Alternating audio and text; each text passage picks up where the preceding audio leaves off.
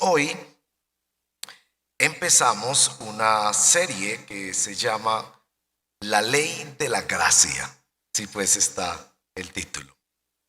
Y va a ir más o menos por 20 domingos. Un domingo yo voy a exponer uno de los mandamientos y al siguiente domingo otro de los pastores va a enseñar un pasaje de la Biblia donde se ve ampliamente la extensión y la profundidad de ese mandamiento. Estoy muy animado con esto. Yo creo personalmente que es muy importante que estudiemos los 10 mandamientos. Y creo que eso debe ser materia de estudio en cada cristiano, no una vez en la vida, sino con regularidad, como verán. A propósito, yo quiero preguntarle si usted se sabe los 10 mandamientos.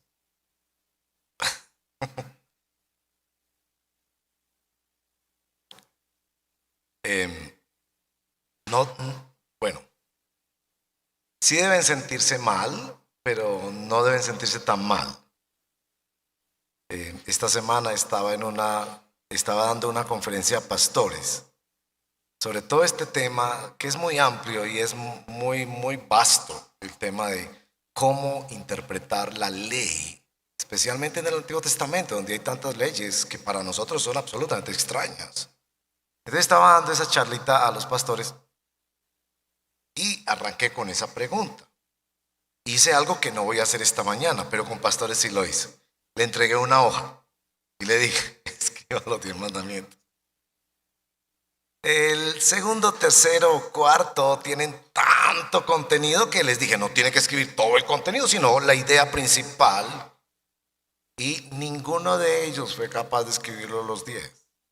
Entonces, está bien que se sientan mal, pero no te tienen que sentir tan mal, porque estamos para aprender, ¿ok? Entonces, con la persona que está a su lado, ¿qué tal si repasa? ¿De cuáles se acuerda? Son 10. ¿Okay? Los 4 primeros hablan de nuestra relación con Dios. Los siguientes 6 de nuestras relaciones de saber con la persona al lado. Hay que hacer el ejercicio. Pueden escribirlo si quieren y ahí se complementan entre los dos.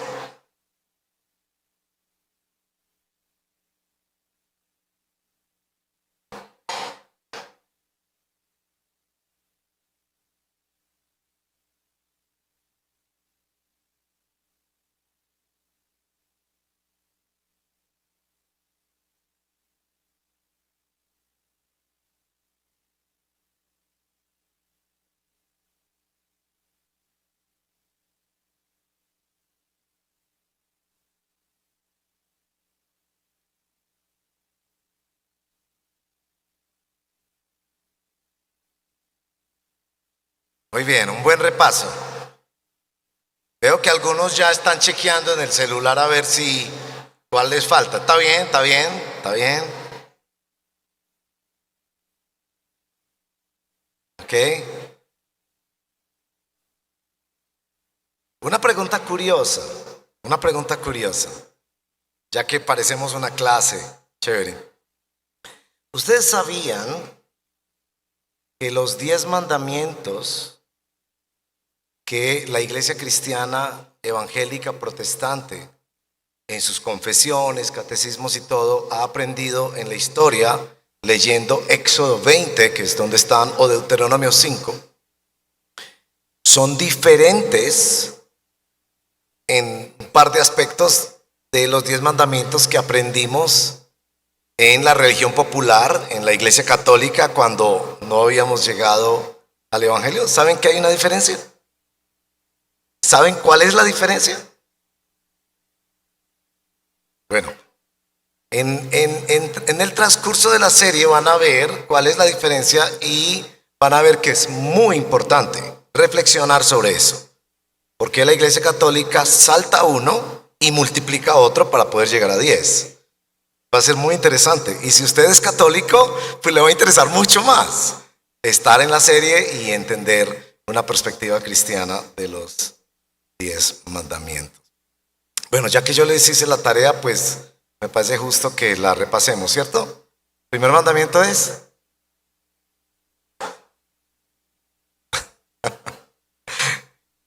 primer mandamiento no es amarás al Señor tu Dios. El primer mandamiento es no tendrás otros dioses o dioses ajenos delante de mí. Pero está bien que hayan dicho que el primer mandamiento es amarás al Señor tu Dios, porque ese mandamiento primero resume los primeros 4. Entonces podría ser, no dije el primero, pues dije el resumen de los primeros 4, está bien. El segundo, no te harás imagen ni adorarás a lo que está arriba en el cielo, en la tierra o debajo de la tierra. Tercero, que tiene que ver con nuestra boca y nuestra comunicación. No tomarás el nombre de Dios en vano. El cuarto tiene que ver con el tiempo. Cuarto, guardarás el séptimo día para adorar al Señor. Y ese es ese largo que a veces uno dice, no memoriza toda esa parte. ¿Ok? El quinto es donde empiezan los mandamientos horizontales con respecto a los seres humanos y empieza donde debe empezar, que es en la familia. Y ese es el que cumplimos cuando nos casamos, cuando ayudamos a nuestros padres en necesidad, y ese dice, honra a tu padre y a tu madre. Bien. El sexto es como todos los demás, pero en nuestro caso colombiano, ampliamente violado. No matarás. Y notarán después en los demás libros de la Biblia, especialmente en los primeros 5 libros de la Biblia, que cuando Dios ordena no matarás, no se refiere solo a algo que no se hace, sino que también se refiere a proteger la vida. Y esos vamos a ir durante la serie hablando más de eso. Los sí de Dios que están dentro de los no de sus mandamientos. Bueno, vamos al séptimo, ¿cierto? Bueno, ¿el séptimo cuál es?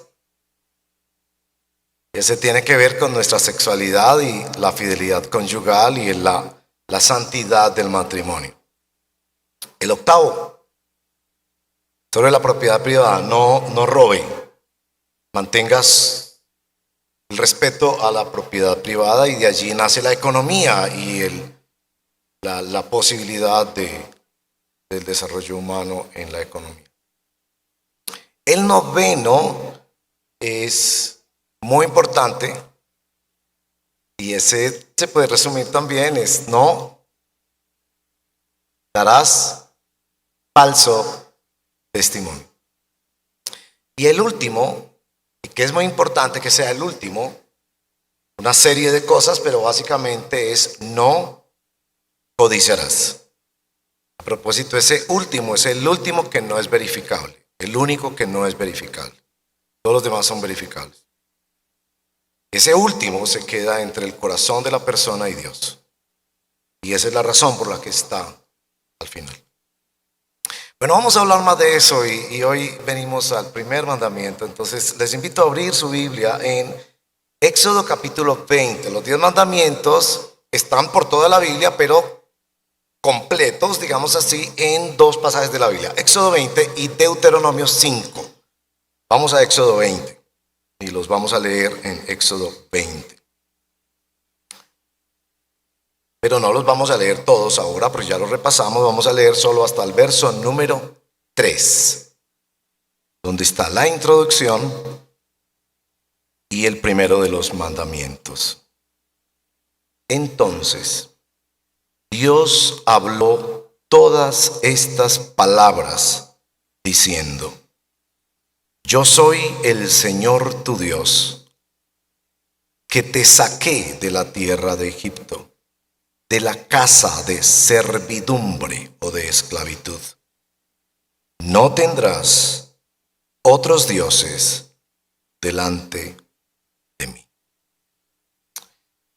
Y yo quiero orar, siempre me encanta pues hacerlo así, leer la palabra y orar pidiendo misericordia del Señor para que seamos iluminados. El Salmo 19 que nos leyó Sara al comienzo de la adoración congregacional hoy, destaca virtudes y cualidades de la ley del Señor. Y quiero orar particularmente con la segunda parte del verso 8. El mandamiento del Señor es puro, que alumbra los ojos. Señor, te pedimos que alumbres nuestros ojos. Que la palabra de Dios sea como un espejo para nosotros. Hay muchas cosas que compiten por nuestra atención. Problemas de casa, intereses personales, mensajes pendientes que responder, noticias, planes.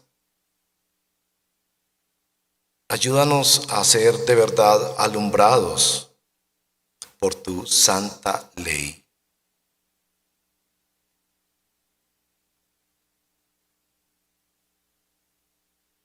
Reconocemos que cuando vemos nuestra vida en el espejo de la ley,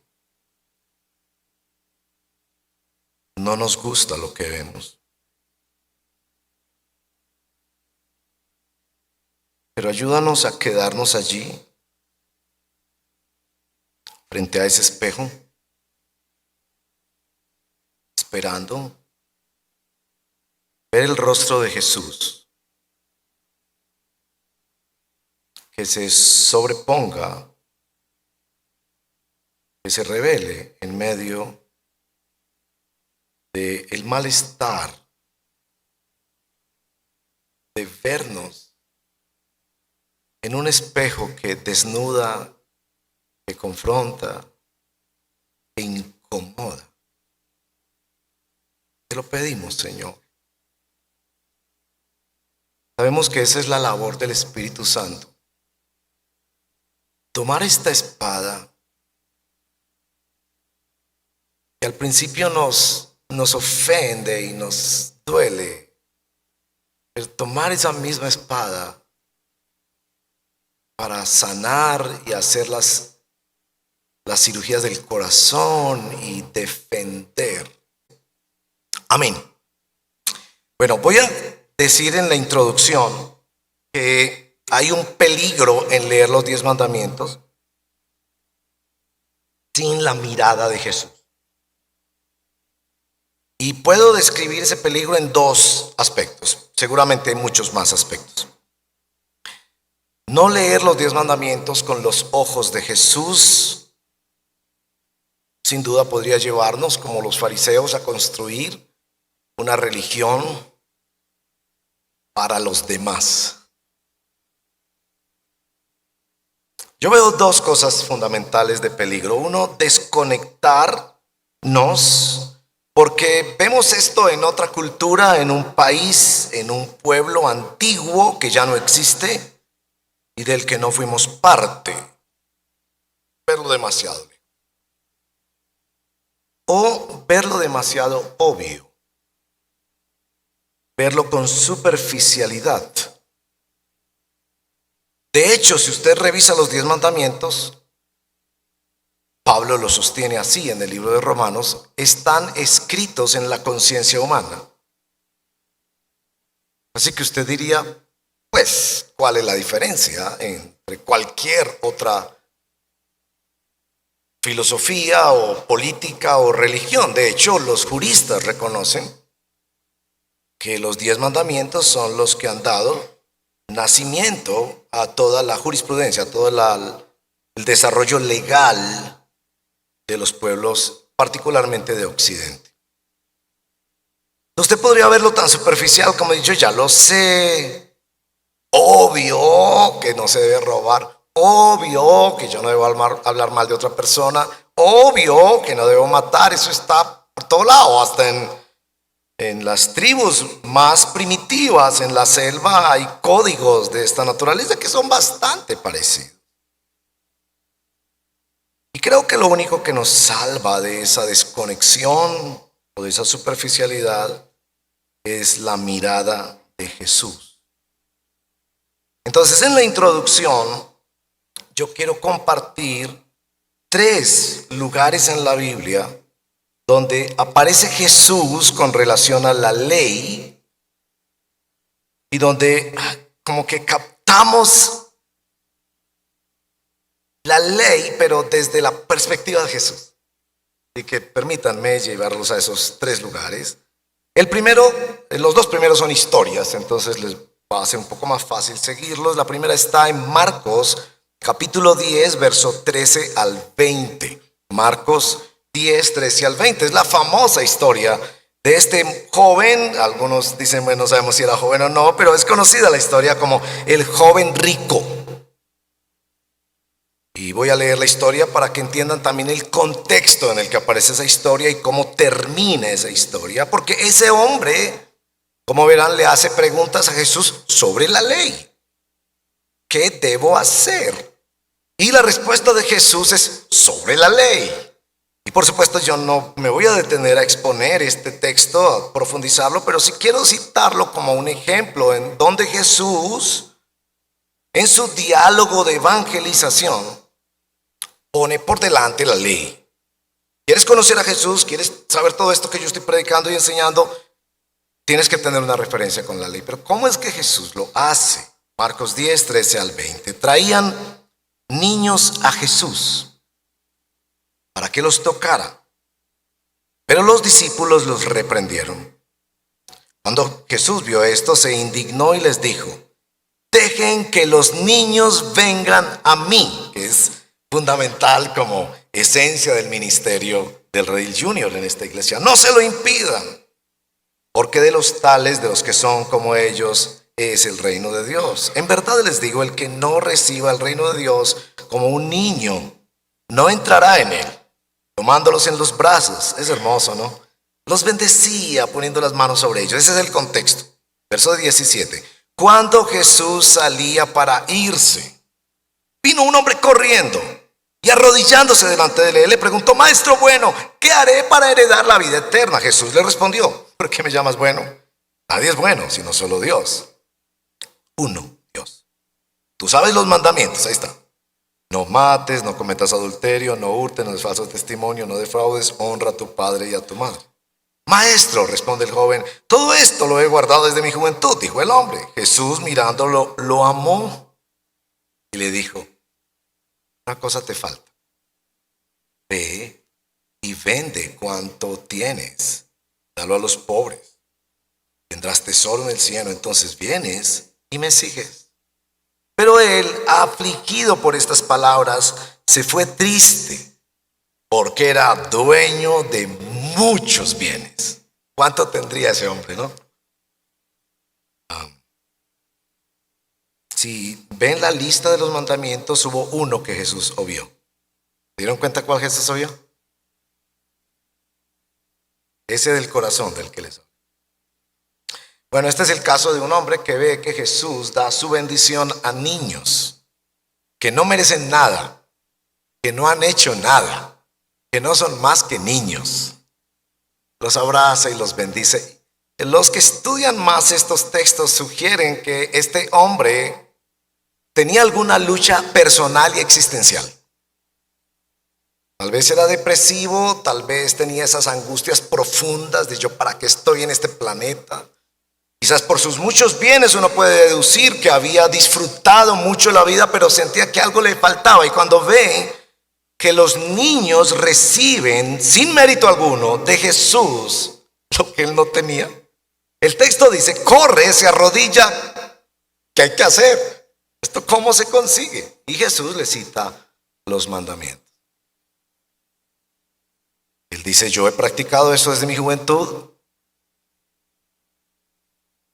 Y Jesús señala particularmente el problema de su corazón, que en todos no es el mismo, pero en el caso de él tenía que ver con ese tema de tomar las cosas materiales como un ídolo en su vida.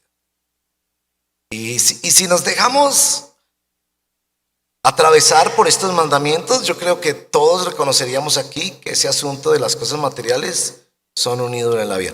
Las cosas materiales son un ídolo cuando las tenemos, pero las cosas materiales son también un ídolo cuando no las tenemos.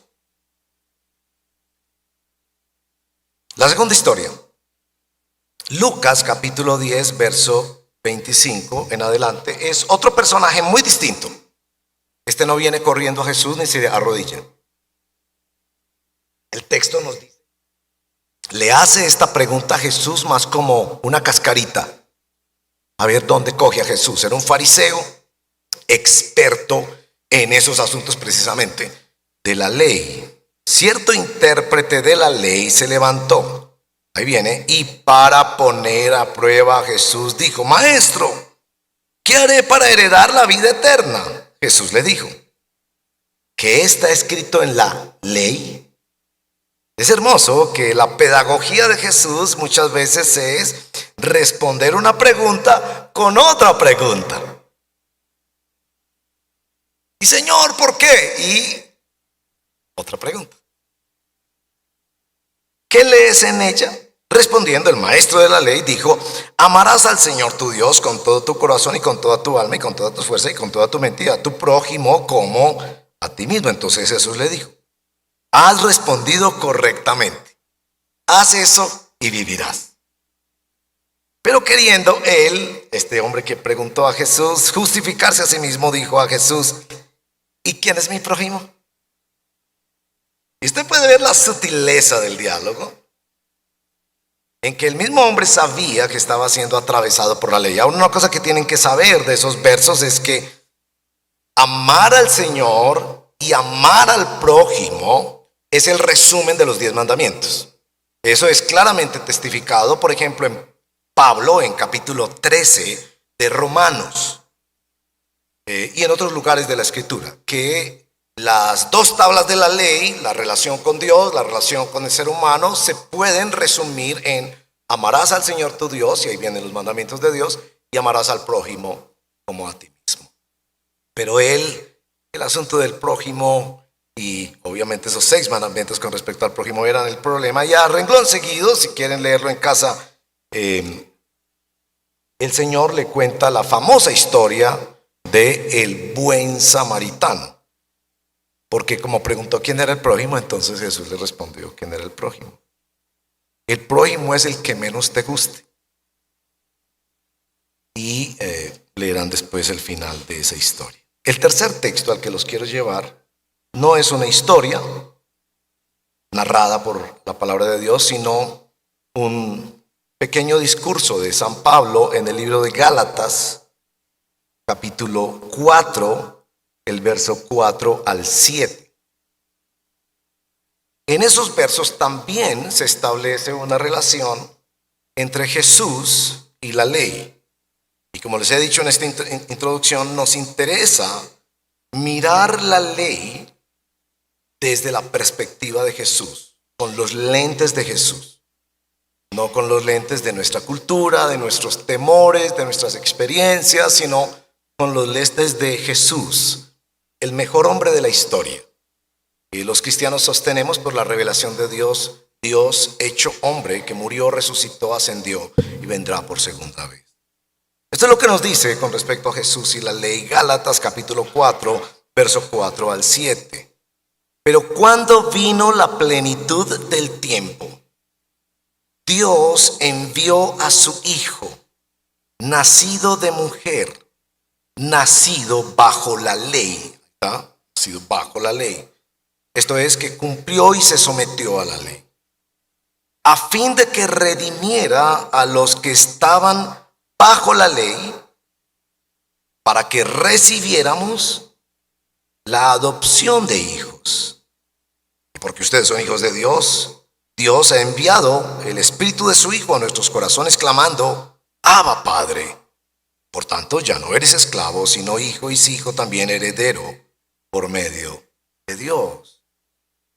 Mucho hay ahí, no pretendo explorarlo ahora con ustedes, sino básicamente decir que Jesús nos da lentes para leer la ley, porque Él cumplió la ley, pero también porque porque Él entiende qué significa para nosotros este asunto de la ley. Y lo van a entender más cuando les diga las tres cositas que vamos a mirar en nuestro mandamiento de hoy. ¿Por qué es importante este primer mandamiento? Hay tres cosas que hace este primer mandamiento. No tendrás otros dioses delante de mí. La primera cosa que hace este mandamiento es que confronta nuestra ambivalencia ante la ley. La palabra ambivalencia es un poco extraña, se las explicaré. Confronta nuestra ambivalencia ante la ley. Lo segundo que hace es que sana nuestra aversión, nuestro rechazo a la ley. Y lo tercero que hace, y que tiene mucho más que ver con el título de nuestra serie, es que nos acerca a la ley como un instrumento de la gracia de Dios. Esas son las tres cositas que vamos a decir. Comencemos con la primera. La ley confronta o revela nuestra ambivalencia ante la ley. Tengo aquí sinónimos de la palabra ambivalencia para que nos pongamos de acuerdo.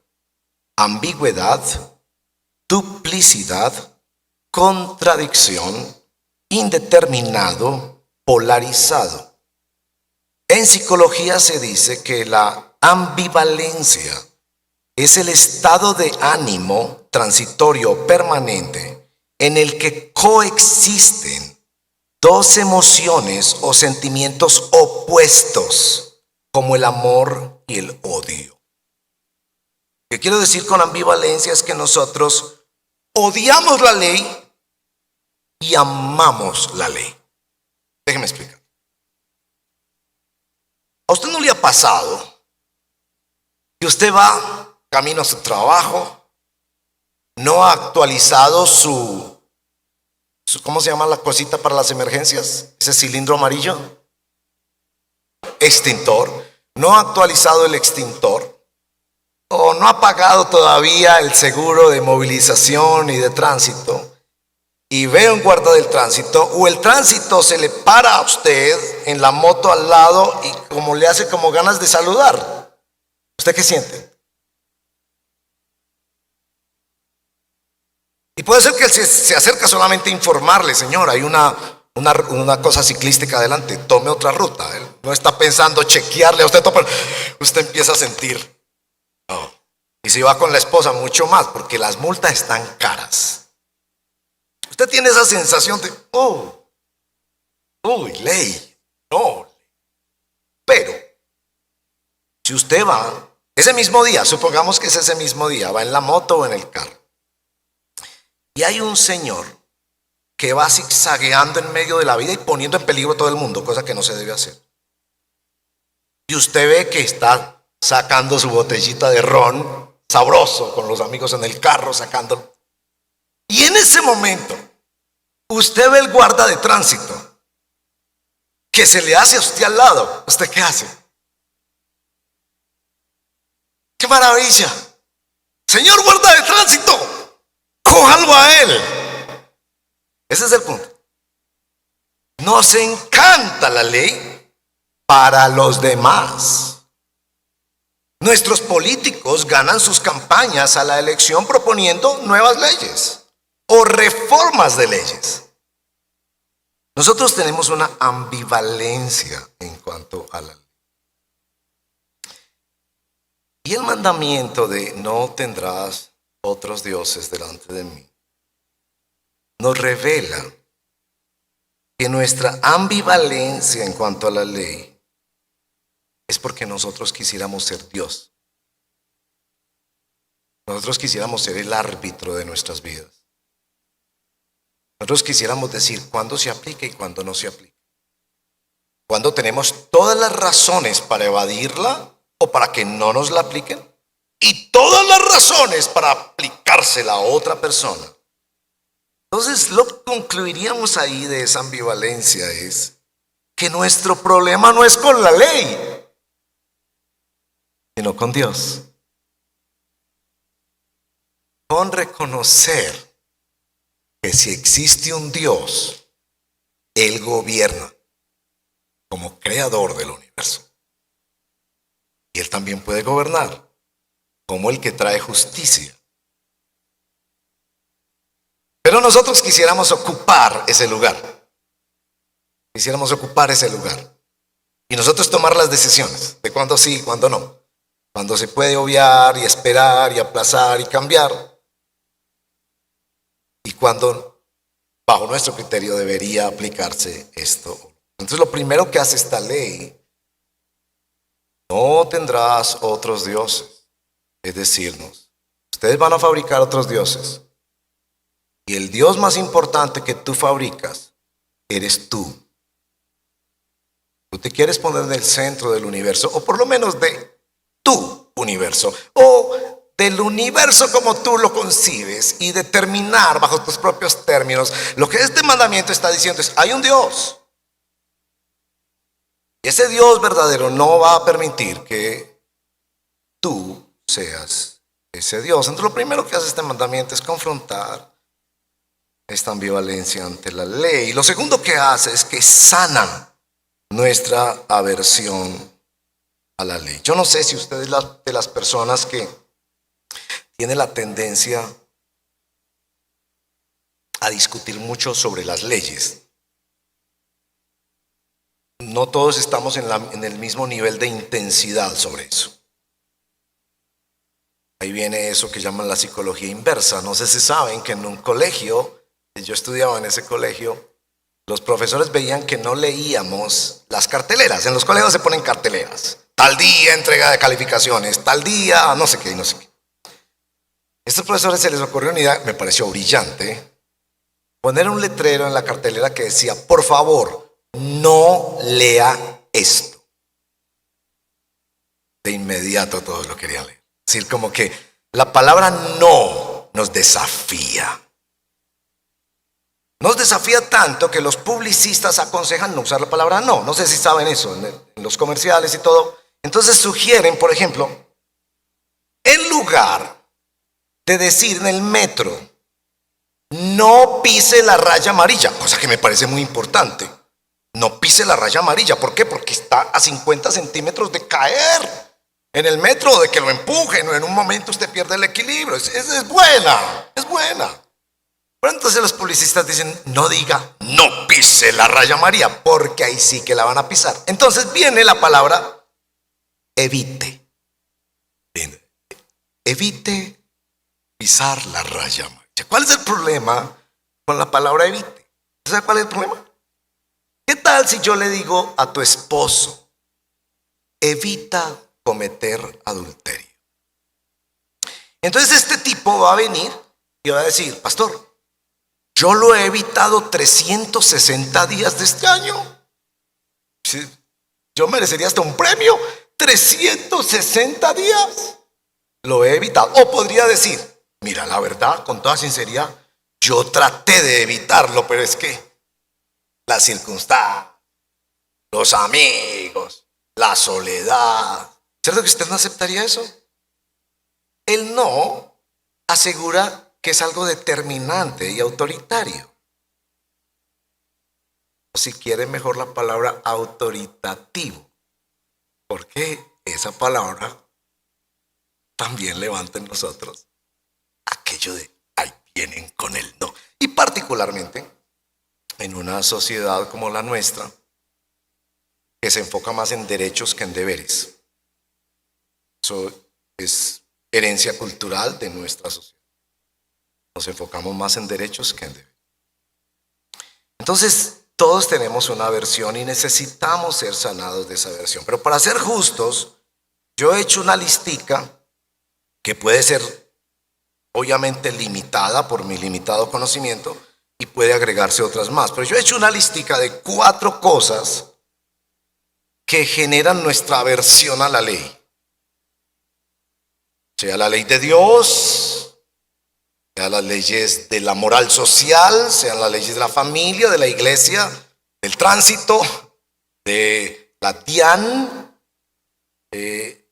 4 cosas o razones que generan o levantan nuestra aversión a la ley. ley. La primera es que la ley evidencia una conciencia culpable. Esa es la primera cosa.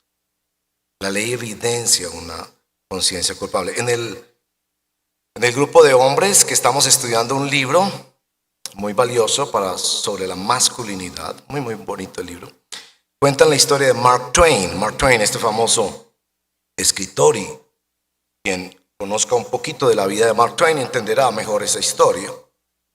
Él escribe esto: una vez envié a una docena de mis amigos un telegrama que decía, envió a sus amigos un telegrama que decía, esto es el telegrama: huye de inmediato, todo se ha descubierto. Todos salieron inmediatamente de la ciudad. Yo me pregunto si uno podría mandar un mensajito así a todos nuestros congresistas: huye, todo se ha descubierto. Estarían en otro país en cuestión de minutos. Sí, la ley revela que tenemos culpa. Culpa es esa cosa que la psicología contemporánea trata de evadir, pero que al fin sigue carcomiendo la conciencia humana. Que Dios nos creó con la capacidad de juicio moral. Y cuando se ha golpeado tanto la conciencia, se puede llegar a situaciones donde ya no hay conciencia moral, pero vemos en esos casos una total depravación de un individuo, cuando es un sádico, un masoquista que no siente nada con respecto a la evaluación de su conducta y el daño que hace a su cuerpo, al manejo de su tiempo, de sus recursos y especialmente al prójimo. Bueno, segunda razón para la aversión a la ley: experiencias traumáticas. En la sociedad hemos vivido el maltrato, la injusticia.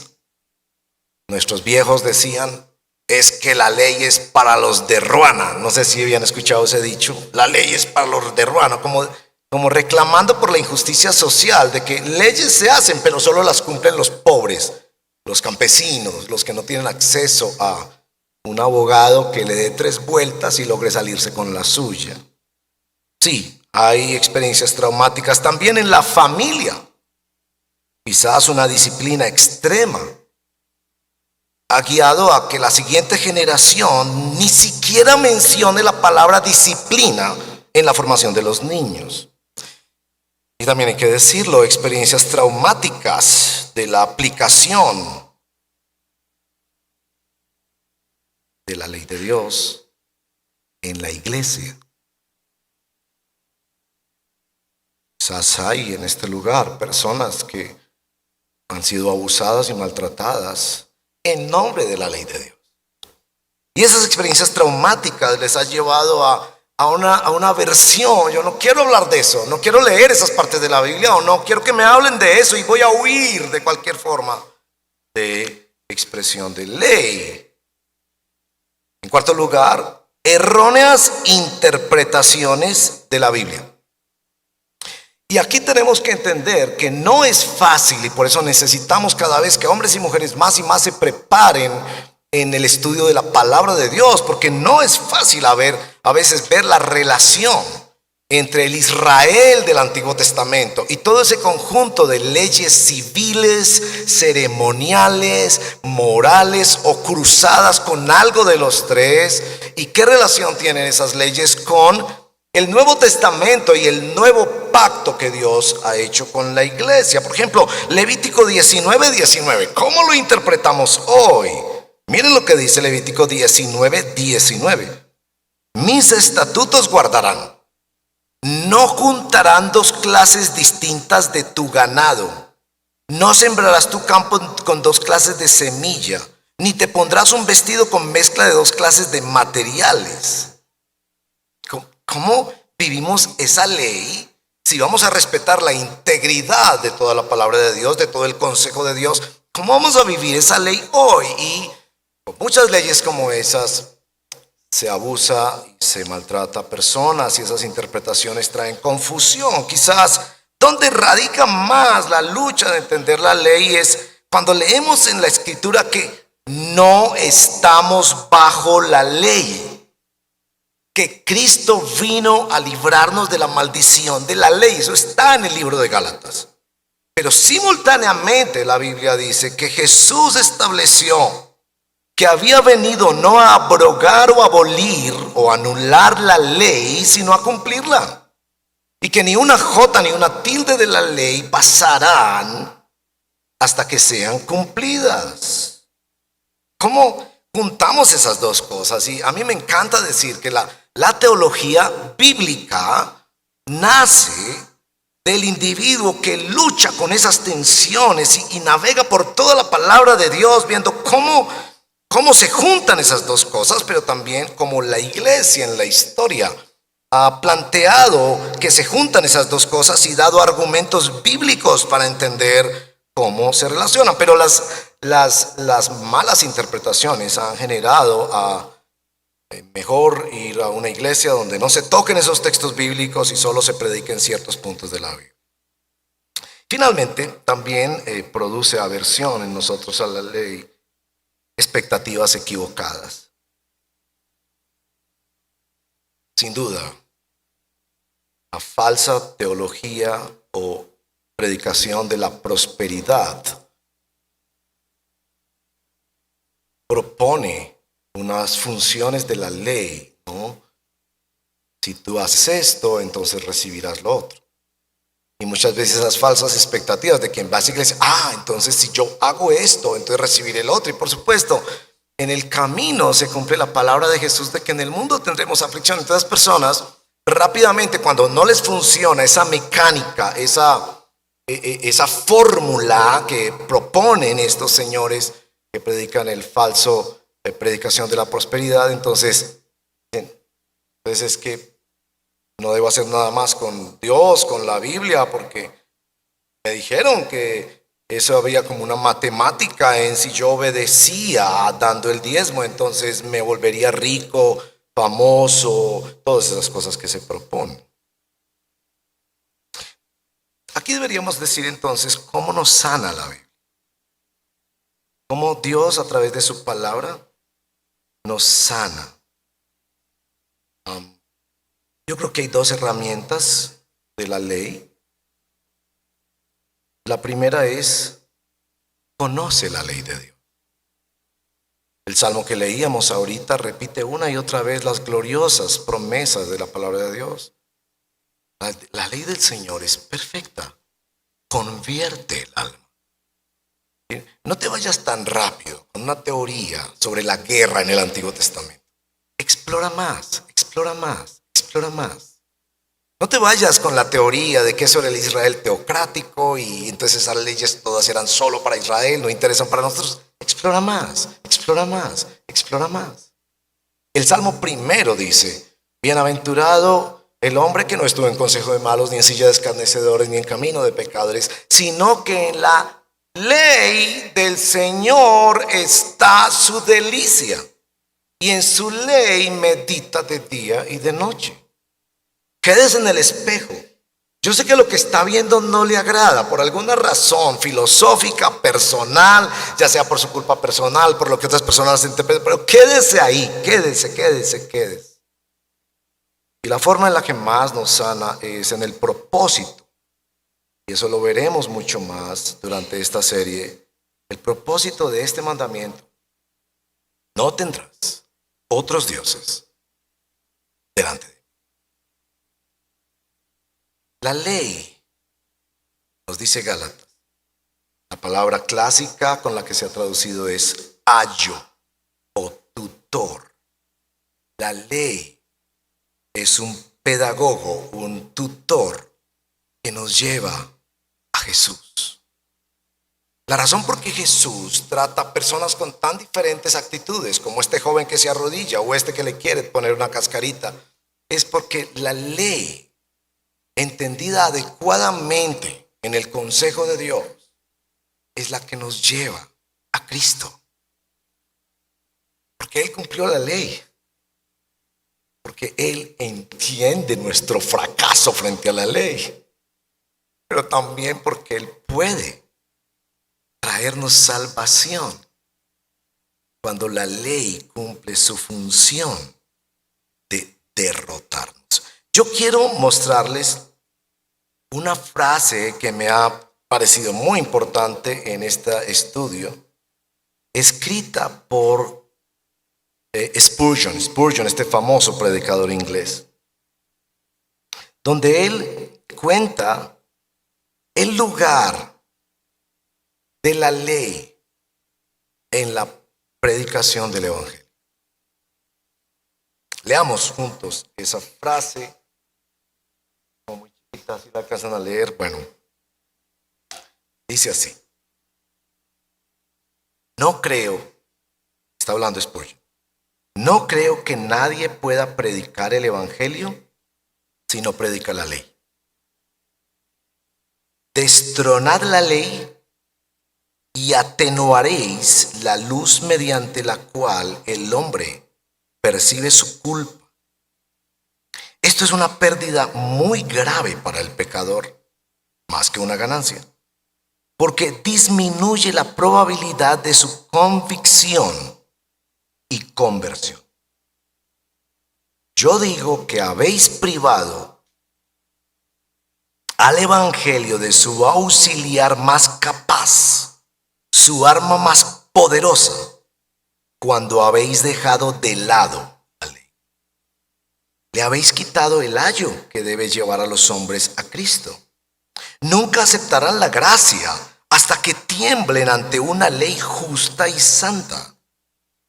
Por lo tanto, la ley cumple un propósito sumamente necesario y no debe ser removida de su lugar. La ley corta el núcleo del mal, revela la sede de la enfermedad y nos informa que la lepra se encuentra en lo más profundo de nuestro interior. Deben ser asesinados por la ley antes de que el Evangelio pueda vivificarlos.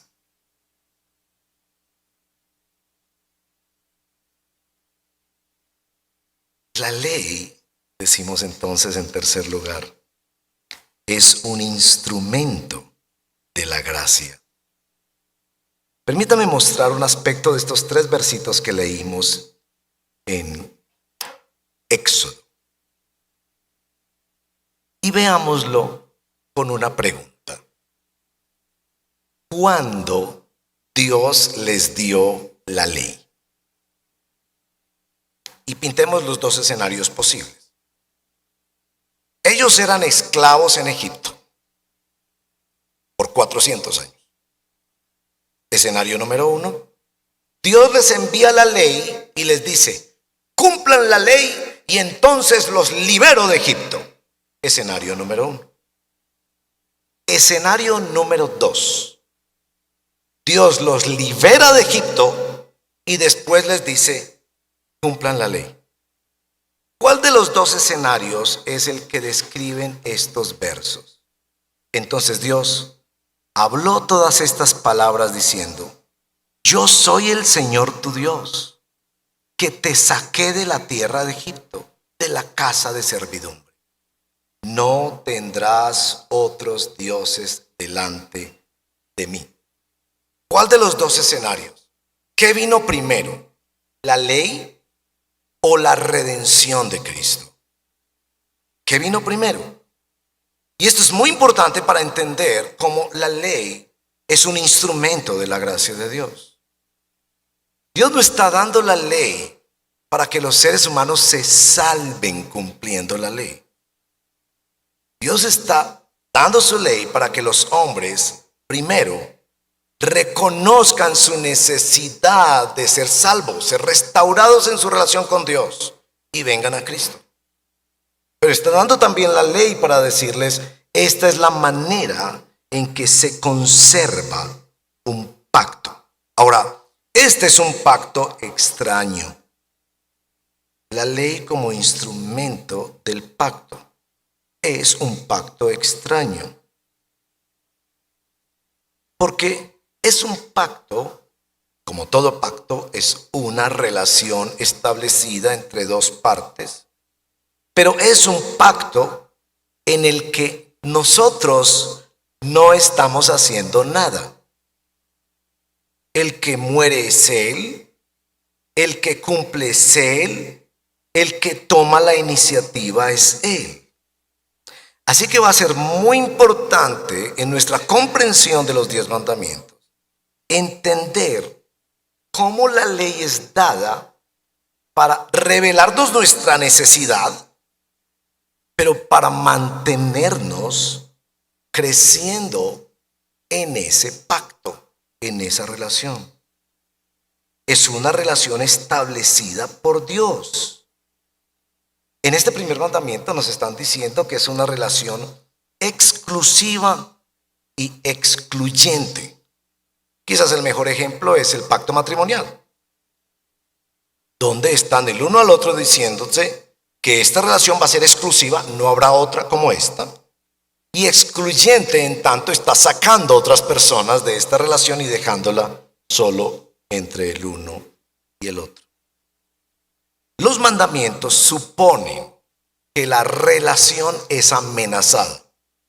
Cuando Dios les dice, no tendrás otros dioses delante de mí, es porque Él sabe que nuestra tendencia es producir otros dioses y ponérselos delante a Dios. Como Calvino señaló, nuestro corazón es una fábrica de ídolos. Es una relación amenazada, pero es una relación que quiere crecer. Y lo que yo quiero que en esta serie veamos es cómo cada uno de estos mandamientos nos expande nuestra comprensión del propósito de Dios, de que crezcamos para ser como Jesús y para disfrutar más y más el amor de Jesús. Pensemos en 2 aplicaciones para terminar. Primera, este mandamiento muestra tu necesidad de ser amado por Dios como un transgresor. Aquí están estos esclavos que han sido liberados de Egipto, y aquí está un Dios santo que los ha rescatado sin que ellos tuvieran que hacer o merecer nada, y les está diciendo, yo los voy a amar, como más adelante les dice, de pura gracia, pero quiero que se mantengan dentro de los límites que diseña este amor, y este primer límite es, no tendrás otros dioses delante de mí. Así que la pregunta para ti es, ¿cuál es el ídolo en tu vida que ha tomado el lugar de Dios? Y esa pregunta es muy importante. Les leí al principio de nuestra exposición hoy la historia de este muchacho, el joven rico, que Jesús deja que su palabra vaya como una espada a su corazón y le confronta con la idolatría de los bienes materiales. Y Jesús no le cambió la posibilidad, no le dijo, bueno, está bien. No vendas todo, solo da el diezmo a la iglesia y eso es suficiente. Jesús quería todo el corazón de ese hombre, porque ese era su ídolo. Quizás tu caso no es el ídolo de las riquezas, sea que las tengas o no las tengas, sino de la belleza, de la autosuficiencia, de la reputación, del conocimiento. Pero podría estar en esa lista infinita cosas como nuestros hijos, o nuestro esposo o cónyuge. Así que una cosa muy clara que el Señor quiere hacer es con este mandamiento, es decirte, tenemos que hablar desde el principio de que yo quiero ser el Señor de tu vida, dice Dios. Yo quiero ser tu primer amor, tu prioridad, el verdadero Dios y Señor de tu vida. ¿Qué está compitiendo con eso? La segunda aplicación es que sin duda nos está llevando a quienes somos transgresores perdonados a ser moldeados a la imagen de Jesús, a llegar a amar a Dios sobre todas las cosas. En el Salmo 119, que se destaca por mostrar el lugar que tiene la palabra de Dios. Y muchas veces dice la ley de Dios. Por ejemplo, cuando dice, cuánto amo yo tu ley, es ella todo el día mi meditación. Que podamos gozarnos de ser limitados por Dios, de ser protegidos por Dios, porque sabemos que estamos siendo conducidos a un amor verdadero, donde Dios es el centro de nuestra vida. Te invito a cerrar tus ojos y a orar, que juntos podamos humillarnos delante del Señor y pedir su bendición sobre este grupo de transgresores de la ley que somos todos, que necesitamos ser iluminados en nuestros ojos por la poderosa ley de Dios, que Pablo llega a llamar la ley de la libertad, en razón de la obra de Cristo en nosotros. Señor, yo te pido que nos ayudes en el transcurso de las próximas semanas a aprender mucho más. Hay mucho que hablar sobre esto. Pero ante todo, que tú trates con nuestra ambivalencia, que nos sanes de nuestra resistencia y aversión a la ley. Pero sobre todo, Señor, que sea instrumento de tu gracia. Cuando estos miles de esclavos fueron rescatados de la opresión de Egipto, una de las cosas más importantes que tú les diste fue la ley. Para que te conocieran tu carácter santo, para que gozaran de la comunión contigo y unos con otros. Pero Señor, nosotros reconocemos que batallamos, que quisiéramos lamer la mermelada y devolver la tostada, que quisiéramos unos aspectos de tu palabra y no otros, que algunas de estas leyes nos llegan y vienen en contra de nuestro orgullo, de nuestros miedos, de nuestras ambiciones. Ayúdanos, por favor. Pedimos que nos guíes y que guíes a los siguientes predicadores también para encontrar los lugares de la Escritura que traigan luz a nuestros ojos, luz para vernos a nosotros mismos, pero sobre todo luz para verte a ti. Recibimos tu palabra como revelación sobrenatural tuya para nosotros y creemos en la soberanía de tu palabra para gobernarnos y para guiarnos. Te lo pedimos así en el nombre de Jesús nuestro Señor. Amén.